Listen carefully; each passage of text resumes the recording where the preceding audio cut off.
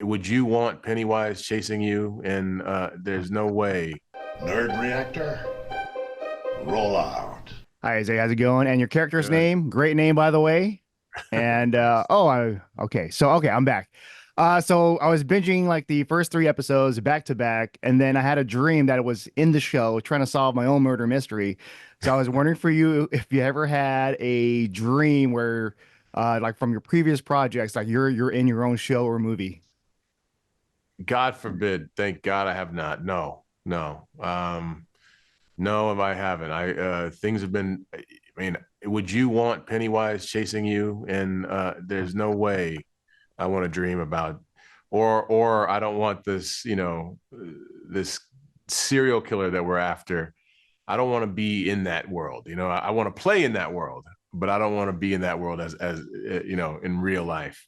Riding on a horse backwards, that I might try. So there's a scene in the show featuring a museum about death, and there's a conversation about people's curiosity with just the morbid and whether they are afraid to admit it. And I was wondering for you if you think it's something where now people are okay to talk about it. For me, anecdotal, like I would talk about things and people were like just intrigued, and I don't think they're like shying away anymore. So I don't know if you feel like the same way.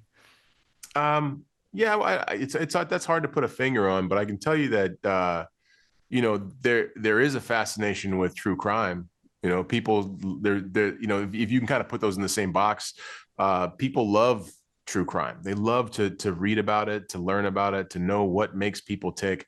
And sometimes that is morbid, but you're learning about something that maybe you never you would never kind of like peek at before. For me, again, I'm this show has made me such a fan of the genre that like I find myself listening to more true crime podcasts now. So that's one thing. But yeah, I really think that people just have a fascination with something that um, is so outside of themselves that they're drawn to it. Sure, how's it going, Ben? Hi, John. It's going great. How are you? Good, good. So yes, Cross, based on the novels and just the whole detective work and all that. And I want to say I was binging it last night, the first three episodes, like late night, and then I had a dream that I was in the show, and it was pretty terrifying because I'm like, okay, what do I do? I gotta find the killer, and I don't know if you ever had that experience where you're working on the show or whatnot, and then later on you have a dream about like you're in it. Oh man, I have had that happen. I mean, obviously, when I'm working on a story, that happens to me, and it's very weird because I will either have a dream, which is okay. I'm okay with the dreams part. What really starts to freak me out is when I'm doing something sort of mundane and a character starts talking to me in my head, and it's like, okay, what's going on here? But I'm so used to it. I mean, it happens to me with video games too, though. If I when I'm on a run with a video game. It starts to permeate other parts of my life where, I'm reacting. I almost feel like I'm learning a new language. I start speaking the language of that game or of that show. Yeah, yeah. And with the show, there's a scene that uh one of the characters, I'm not going to say who yet, just in case of spoilers, but they're talking to someone else about how they're at a museum. It's about death and talking about Mhm. how like people are afraid to just talk about certain things about death, but they really like it. They really enjoy it. But I feel like now, like we love, there's a lot of audiences for just watching serial killer stuff and crime shows. And how do you feel about that? Just personally, like just seeing like just people just really enjoying these types of shows.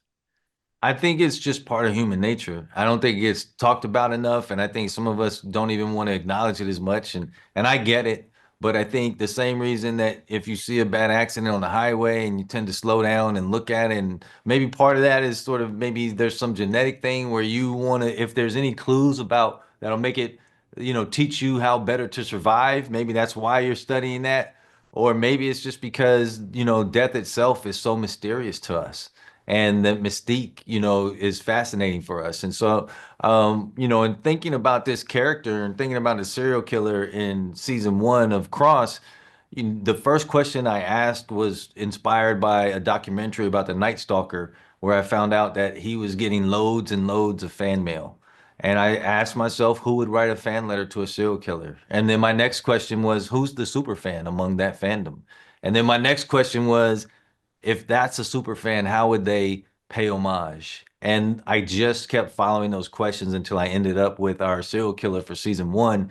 And it took me to some really dark places. I had to ask questions about myself, but also in the research, it was really interesting, and it made these conversations about what is death and how do we feel about death. It really made me revisit, my own perceptions about death.